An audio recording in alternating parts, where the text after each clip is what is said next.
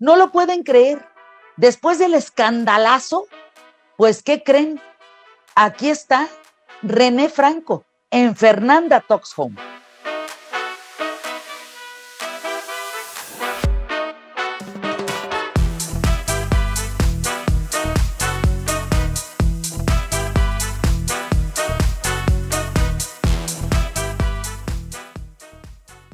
René Franco, ¿cuántos años sin verte y sin saber nada de ti? Qué gusto, ¿cómo estás? Fernanda, familiar, ¿cómo estás? Mira lo que hace la pandemia, milagros. Aquí estamos ¿Verdad otra que sí? vez. Bueno, ya lo platicaremos más adelante, pero nos unió un tuit que enviaste en relación a una entrevista a esta de Demian Bichir, que fuimos trending topic y se armó todo un relajo. Y me escribiste algo que me llamó mucho la atención en Twitter. Me decías, creo que tenemos que olvidar ya el discurso de que todo es porque estamos divididos. O sea, porque hay chairos y porque hay fifís, y entonces a los fifís no les gusta lo que los chairos. Y me dejaste una reflexión muy grande. Por ahí va la cosa, ¿no, René? Pues es que mira, hola Fernanda, hola a todo tu público, hola a todos, qué gusto saludarlos. A ver, vamos a ver. Yo lo que creo es muy sencillo. En este momento, el único llamado que puede ser coherente para mí es el llamado a la unidad nacional. Estamos en una situación, yo he leído muchas veces, es la hora urgente de la nación. Este es el momento en que la nación debe unirse en un solo objetivo. Pues este es. Ya todo es cuestión de qué tanto tiempo nos toma darnos cuenta. Es muy sencillo. O sea, los mexicanos nos tardamos en darnos cuenta de las catástrofes. Por eso se nos caen las casas encima. O sea, va pasando el tiempo y nos asomamos y vemos, yo qué sé. Hoy hace años no renovamos el equipo. Déjalo, todavía aguanta. Hoy déjalo, no pasa nada. Déjalo y de pronto todo se derrumba porque en realidad no lo atendiste. Entonces, el tema de la pandemia, todos sus números, su forma, su escala y la enorme confusión que ha generado en todo el mundo, son estados de emergencias nacionales. Eso es lo que está viviendo todo el mundo, estados nacionales de emergencia. Entonces, asumir que puedes continuar con la normalidad en un estado de emergencia es uno de los grandes errores que se cometen en los estados de emergencia, y eso solamente provoca más calamidades. Eso. Sí. Porque independientemente de la pandemia, que no la podemos hacer a un lado, eso es lo que nos está rigiendo hoy en día. Pero los discursos de políticos, como por ejemplo el presidente de México, son discursos, y de muchos otros líderes mundiales, no solamente él, son discursos de división. Entonces, entiendo muy bien, René, esta parte donde tú dices, en pandemia uno no se raja, pues en pandemia vamos juntos y se acabó. No podemos estar divididos. ¿Cuánto tiempo dura el podcast? A lo que tú quieras. Porque acabas de llevar eso a una escala mucho más grande. O sea, si tú dices eso, tienes que voltear un escalón más arriba. O sea, si el sistema no te resuelve el problema, tienes que ir a ver el sistema en el que está instalado. Entonces, de toda la frase que dijiste, lo único que es importante es la pandemia nos está rigiendo. Hay un común denominador de los tiempos, siempre. El común denominador de los tiempos puede ser la caída del socialismo, por ejemplo, ¿no? Cuando la perestroika y todo esto, esa caída afectó a todo el mundo y entonces todas las acciones se dividían entre la caída del comunismo. Es sencillo, es como la guerra mundial, la Segunda Guerra Mundial. Todas las acciones mundiales, políticas o no, están divididas por un estado de guerra, pero en este caso es un enemigo común e invisible a la humanidad.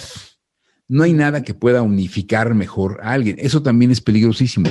El no tener diferencias también es un gran problema, porque si te unificas y no te gusta en que están todos unificados, ya valió. Pero hay instantes, hay momentos que llaman a la unidad nacional. Punto. No está tan difícil, pues. O sea, dime tú si yo, por ejemplo, yo soy un farmacéutico, ¿correcto? Si yo, por ejemplo, tengo el dinero para importar vacunas y voy a vacunar gente que las puede pagar, en ese momento le quito presión al sistema de salud del gobierno. Así de fácil. Si yo puedo pagar por mi vacuna y me la pongo, ya es una vacuna más de las que están llegando que se la ponen a alguien que no va a pagar por la vacuna. Ese es un punto muy, muy necesario de saber que no estamos resolviendo las diferencias sociales. Solamente los que puedan pagar sus vacunas ahorita deberían pagarlas para que las otras que están llegando no se les apliquen a ellos, sino a los que tienen menos. Eso sí, para mí es correcto y eso es un acto como de. Y la otra es, si a esta vacuna de aquí que puede comprar el particular le pones un sobreprecio y ese sobreprecio se lo das a las personas del gobierno para que abajo vacunen a la gente, o sea, no abajo, aquí no hay ni abajos ni arribas, para que las personas que tienen menos recursos o que están en primeras líneas sean vacunados antes, pues es un mejor trabajo, porque es un trabajo en equipo. El paradigma con el que está enfrentado México en este momento no es el presidente ni la oposición, no es Demian Bichir ni Fernanda Familiar. El paradigma con el que está México enfrentado es: ¿finalmente vamos a entender que lo único que nos va a sacar adelante es el trabajo en equipo o no? Y ahí sí que ahí sí los tuesto a todos en el mismo tostador. Pero ¿por qué si tú lo comprendes tan bien y tienes medios en los que te expresas, por qué crees que hay gente que no lo comprende todavía? ¿Qué es lo que se necesita para esa unidad? Porque el tiempo que estamos viviendo es esencialmente catastrófico y apocalíptico. O sea, déjame explicarte algo. Antes de haber una gran unidad, viene una gran división. La división es río revuelto y el río revuelto es ganancia de pescadores. Entonces, la ilusión es que todavía te vas a salir con la tuya y vas a triunfar en tu plan personal de gobernar las cosas, porque es el momento adecuado para que eso suceda. Pero es un engaño. No es el momento adecuado. Porque al final de cuentas, cuando tú intentes llegar y mantenerte en ese momento adecuado, vas a perder la oportunidad de llamar a la unidad nacional y por lo tanto realmente establecer el verdadero momento adecuado. O sea, la unidad nacional es indispensable en este momento. Cuando Demian Bichir dice que opina a favor del presidente, esa es la opinión del señor Bichir y tiene todo mi respeto. Claro, y de todo el mío también. Si yo exijo el respeto hacia mi opinión, que puede no ser la misma, entonces lo primero que hago es defender el derecho del señor Bichir a decir eso. Y también defiendo el derecho de que no te pongan a ti contra la pared diciendo, es que tú eres crítica del gobierno, pero ahí te insultaron. Entonces, no, aquí sí soy crítica del gobierno, pero traje un señor que no le gusta y lo dejé hablar, estoy bien, ¿no? Pero el problema es que eso no se entiende en un esquema dividido que solo favorece a las facciones de poder. Hoy Mitch McConnell dijo en el Senado en Estados Unidos, al momento de comenzar la segunda parte del juicio del impeachment de Donald Trump, el presidente del Senado, el número 2 de los republicanos, la número 3 es Liz Cheney y ya dijo que es impeachment. Ella lo dijo en la Cámara de los Representantes y en senadores Mitch McConnell dijo que la turba que entró al Capitolio fue instigada por el presidente y por otras personas muy poderosas. Léase, hay una conspiración en contra del gobierno de los Estados Unidos, encabezada por Donald Trump y por personas muy poderosas. Eso es una cosa muy, muy, muy fuerte. Joe Biden va a utilizar esto para llamar a la unidad nacional en contra de un enemigo común. Y hay un enemigo común. Es un virus que no viene de ninguna parte y que ha quedado completamente probado que no es cosa de pobres o de ricos. Se están enfermando de igual clase social, de igual ingreso. Se está muriendo gente de todos los niveles sociales en este momento. No hay distinción entre ricos y pobres con respecto al virus. El virus agarra parejo para todos. Está muy claro que no hay manera de esconderse, a menos que te encierres y te confines y hagas todo el esfuerzo de estar confinado y vivir confinado. Ese es el estado de las cosas. El estado de la nación es otra cosa, pero en ese momento, yo lo que más respeto es la investidura presidencial. O sea, ¿por qué? Porque al final de cuentas soy un institucionalista, al final de cuentas soy una persona que cree en la democracia y en sus propios riesgos y problemas. Yo cuando hubo contiendas, yo estuve totalmente opuesto a que el señor tomara el poder. Pero el público, la gente decidió, entonces es mi presidente. No me gusta, pero es mi presidente. Y con él tengo que trabajar y con él le tengo que decir que las cosas son ¿qué? Siendo tan institucional, ¿cómo le haces ahorita con la ruptura de tantas instituciones? ¿Cómo te tragas eso, René? Bueno, mira, el Partido Revolucionario Institucional gobernaba en 1970 de una manera muy similar a la que yo veo en el proyecto del nuevo gobierno. Y también era institucional. Lo que pasa es que era otro tipo de institucionalidad, ¿me entiendes? O sea, ¿cómo que siendo institucional? O sea, en aquel entonces yo inicié una revuelta contra el gobierno, Nel. Yo estaba en contra de López Portillo y de Echeverría y todo eso, y a los 20 y tantos años me puse a hablar en el radio y formé parte como de esta cultura que pedía otras cosas diferentes. Ahorita, ellos están buscando, o ellos quiero decir quiénes, se está buscando un regreso al control estatizador más grande e incluso algo que en México es total y normalmente aceptado e incluso dicho, el presidencialismo. A mí lo que sí me parece interesante es que el actual presidente haya dicho en una de sus presentaciones, este es un sistema presidencialista. Yo nunca había oído un presidente que lo dijera a cara abierta. Entonces, lo que nos importa mucho en México ahorita es saber si el sistema presidencialista nos va a funcionar de nuevo o no. Porque mucho ojo, el sistema presidencialista con todos sus horrores forma parte del desarrollo histórico del país. O sea, hubo cosas que finalmente sí se hicieron en esos regímenes y que pudieron estar rodeadas de corrupción o de no corrupción, pero el país siguió avanzando y el país avanza por el país mismo. Somos un país que nos gusta avanzar con mucho sufrimiento, no nos gusta hacernos lo fácil. Pero ese no es mi problema en este momento. Mi problema es que estamos en medio de una crisis pandémica que va a requerir que todos bajemos nuestros egos al mínimo y colaboremos con el de junto, porque el de junto es mexicano. René, me parece muy importante. Hay una obra de teatro, no sé si te acuerdas que en algún momento llegó a México, Popcorn, que era la mitad de una audiencia entreteniéndose en la tragedia de la otra mitad. Es como el país que se entretiene la mitad de un país en la tragedia de la otra mitad para no ver la propia. Y eso me hace reflexionar y preguntarte, ¿en qué nos estamos entreteniendo hoy en día? ¿Qué nos entretiene? ¿Qué crees que...? Perdóname, this is entertainment. La política de hoy es la política del entretenimiento. Ajá. ¿De dónde salió Donald Trump? Del entretenimiento. Esa es la política. Ve a Kellyanne Conway, a Fox contra CNN. ¿Qué es? Es entertainment. Pero el problema con el entertainment a esos niveles es que cuando está tan dividido, puede generarse una chispa que genere una violencia y una confrontación. Y siempre va a haber gente feliz con la violencia y la confrontación.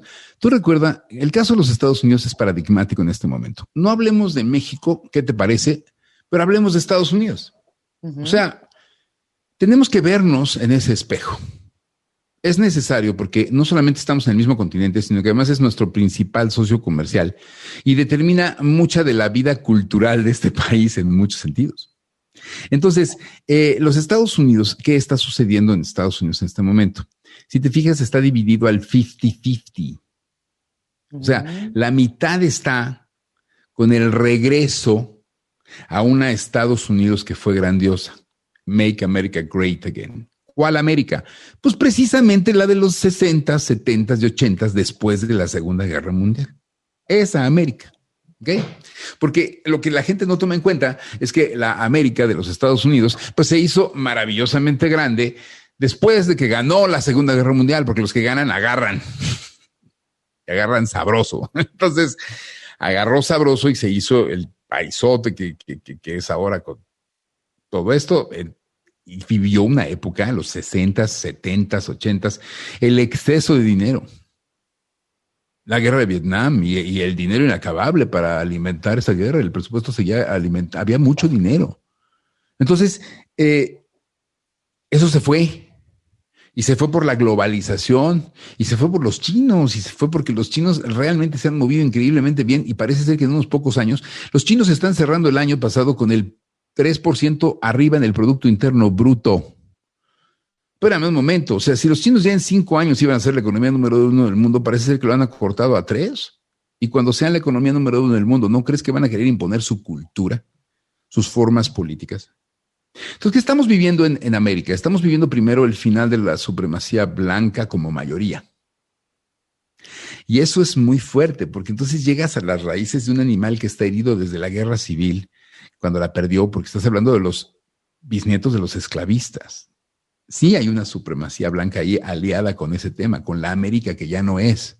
Y ese tema lo vienen arrastrando desde hace mucho, pero cuando llega el punto en que unos y otros, este entretenimiento, llegan a la justa mitad, ¿quién gana? ¿Cuál de las dos energías gana? Entonces ahí lo tienes. Esta es la energía de la institucionalidad estadounidense contra un grupo de insurrectos que desde mi punto de vista están liderados por Donald Trump, con una serie de personas con ideas muy serias, muy, muy raras, muy extrañas, pero que también manejan el tema de ser mejores por un asunto racial. Desde mi punto de vista está totalmente embebido en eso. Y a eso sí nos estamos enfrentando en todo el mundo.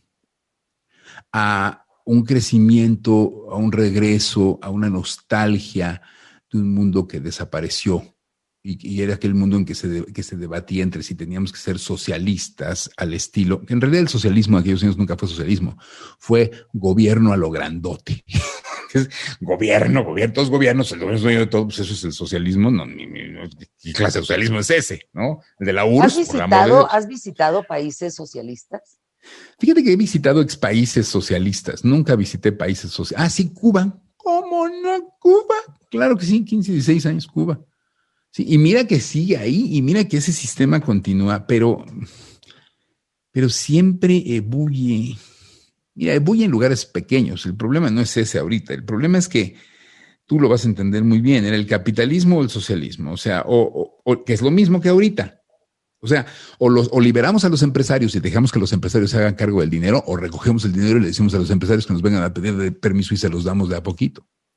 Ese pleito entre el Estado grande y el ejercicio de la liberalidad, por eso eran neoliberales, o sea, ahora eran liberales los del dinero. Pues ese ejercicio se desbalancea, chavos. Se ha desbalanceado. Entonces, los 30 años que tuvimos del llamado neoliberalismo fue puro güey haciendo lo que se le pegaba la gana con el dinero y expandiendo, y el gobierno efectivamente se fue adelgazando y cada vez menos dinero pasaba por el gobierno. ¿Cuál es la lógica? Cuando un péndulo va hacia un extremo, hacia un lado, no está yendo hacia ese lado, está tomando energía para ir hacia el otro. Y lo escribió Héctor Aguilar Camín cuando murió Colosio. Dijo, el péndulo nacional es empresarios, gobierno social, empresarios, gobierno social. Y cuando muere Colosio, se rompe eso y se vuelve empresarios.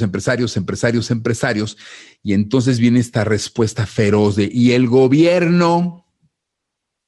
¿Y qué es lo que pasa? Que tiene una energía porque tiene una verdad y el gobierno, güeyes, ¿dónde quedó? Entonces viene alguien como el presidente actual y dice, ahora lo reimpongo porque el gobierno está perdido. Y en eso sí es cierto, ya las maneras, pero ¿es posible salir con un mejor país de esto? Sí es posible.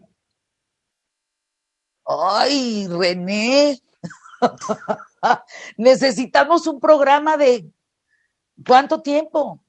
¿Qué quieras? O sea, yo ya contesté un poco tu pregunta. Yo no me puedo poner contra Demián Bichir o contra ti, porque como me lo enseñó mi maestro de periodismo, Luis Enrique Mercado Sánchez. Recientemente murió por COVID-19 y toda mi carrera profesional como el oficio de reportero está cortada con su tijera. Él me dio esta gran lección hace mucho tiempo. Dije, ¿por qué no escribimos cosas de izquierda en este? ¿Por qué no le damos voz a la izquierda en El Economista? Y entonces Luis Enrique me dijo, vente para acá, vamos a explicarte el punto. Él lo entendió desde mucho antes. Dijo, mira, no todo el mundo lee todos los periódicos. En el pasado, cuando se hacían reporteros como si el reportero fuera una carrera y no un oficio, mucho ojo, eso decía él, salía un reportero y era un reportero para todo. Lo mandaban a una nota de finanzas, una de política, una de deportes. El periodismo no es así. El periodismo es, si sabes de deportes, si quieres especializarte en periodismo, agarra el oficio de periodista. Si sabes de espectáculos, agarra el oficio. Pero también pasa otra cosa más. Hay segmentos de audiencia. Para mí, el mosaico nacional no se hace de poner todas las voces en el mismo medio, sino yo creo que los dos periódicos con mejor target de este país, y eso me lo dijo Luis Enrique, son El Economista, con sus suscriptores que les interesa la economía, y La Jornada. Son dos periódicos muy claros en sus audiencias. Y el mosaico, la diversidad, es que existan los dos, porque el mosaico es México. Entonces, no vamos a vivir sin las personas que aman a Andrés Manuel López Obrador y tampoco vamos a vivir sin las personas que odian. Lo que pasa es que mientras nosotros sigamos cayendo en la división como país, pues de eso van a vivir solamente los políticos. O sea, en realidad, pues ¿de qué viven ellos? Pues es como cuando quedas en manos de dos abogados en un mal pleito y se siguen peleando y ellos se ponen a decir, no, vamos a pelearnos entre nosotros porque, pues, espérame. Oye, ahorita que dijiste pleito, René Franco, ¿por qué nos peleamos tú y yo, No tengo la más mínima idea, no me acuerdo. Me caíste muy mal, te corté y te dije, ando a hablar nunca, bye. Ya. Pero yo también de repente dije, ¿qué le pasa? Me mandaste a volar tal y por ya. cual, vete a la chingada. Porque éramos, no sé si tú eras la mugre y yo la uña. No, miren, nunca fuimos tan mugre y uña. Tus ideas son realmente, sí. Tus ideas y las mías son radicalmente diferentes. Yo un día me di cuenta, cuando llegamos a una junta, tuvimos una reunión, Cucú Esteves, Julia Palacios, tú y yo en casa de Julia. Antes de eso sí teníamos muy buena relación. Lo sé, tan eso que estábamos allí en la reunión. Ese día yo me di cuenta que tu estructura de pensamiento es bien diferente a la mía. Sobre todo cuando hablábamos de temas de preferencias sexuales. El tema de preferencias sexuales llegó a la mesa. ¿Pero por eso uno se manda la chingada al otro? No, pero sí me di cuenta que yo no podía entrar en ciertas líneas de polémica contigo. Por un lado. Y por el otro, ya no me acuerdo.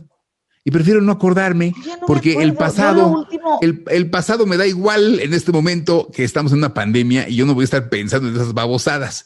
¿Por qué nos peleamos? Me da igual y mejor si no me acuerdo. Ni que fuera un tema de los 5 años de edad cuando se estaban construyendo los ladrillos de mi ego.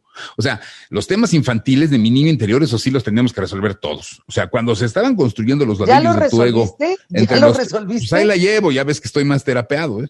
Pero esos ladrillos del ego hasta los 7 años, eso sí, atiéndelos hasta que te canses.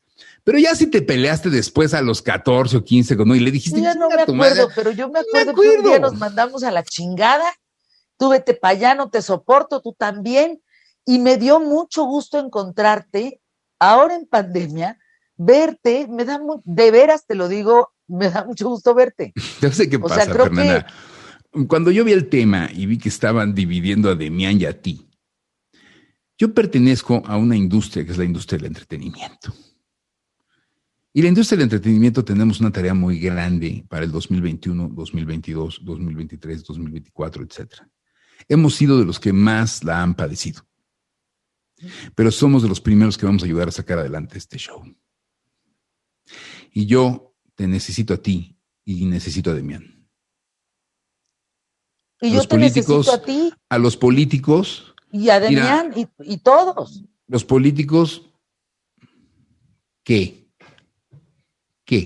O sea, bueno, ¿de qué me van a convencer en este momento? Hasta el otro día me habló una persona para ofrecerme una diputación, a una candidatura a diputación. Dije, ¿por qué me hacen eso? O sea, si ni siquiera saben cómo soy, pues entonces, ¿cómo me van a poner en su plataforma? ¿Me entiendes? Hay una desesperación. Oye, como Kiko. Pues mira, yo no critico que la gente haga esas cosas. Yo solamente digo que a veces tienes que correr por más que el dinero y el poder. Porque al final de cuentas tú vives en la misma tierra. ¿Y por qué estás corriendo hoy? Por nada. No estoy corriendo. ¿No estás tengo corriendo prisa, por nada?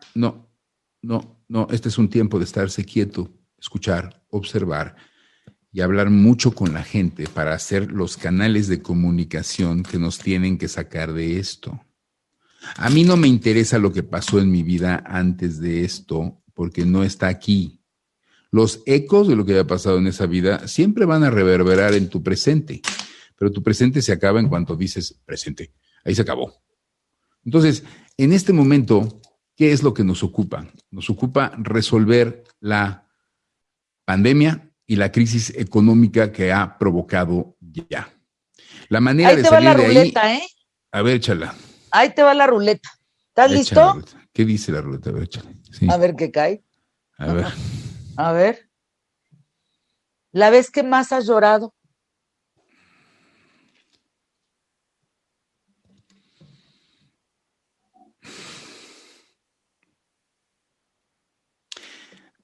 Me acabo de casar con Patti y Patti traía un enanito que un día me preguntó si yo podía ser su papá.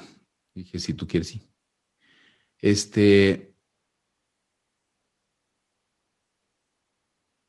Desde entonces hasta ahora no dejo de llorar. ¿Ya? Eso es todo.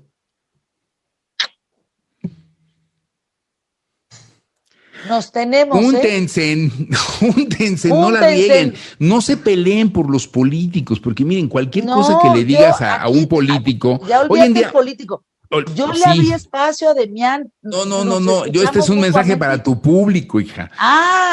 Júntense, o sea, neta, miren, hoy en día, si ustedes ponen algo enojado en contra de un político, el que sea, de cualquier partido, y triunfan en decírselo, van a obtener una respuesta horrible de los otros políticos que van a echar a perder tu enojo, tu pregunta, tu todo, y esa conversación va a generar una cantidad de streams que les va a monetizar a los políticos. Claro. No a nosotros. Claro. Y nosotros somos los que tenemos que ser solidarios hoy en día y preguntarle al vecino y hablarle a la persona, porque hoy en día todos, cuando un huerto de zanahorias, una zanahoria tiene una bacteria, lo tiene todo el huerto. Todos tenemos que pelear contra esto. Y aquí estamos. Oye, y lo vamos a hacer. Extrañame. Ya no te extraño, aquí estás, mira. Nos tenemos. Te mando besos. Felicidades por este programa.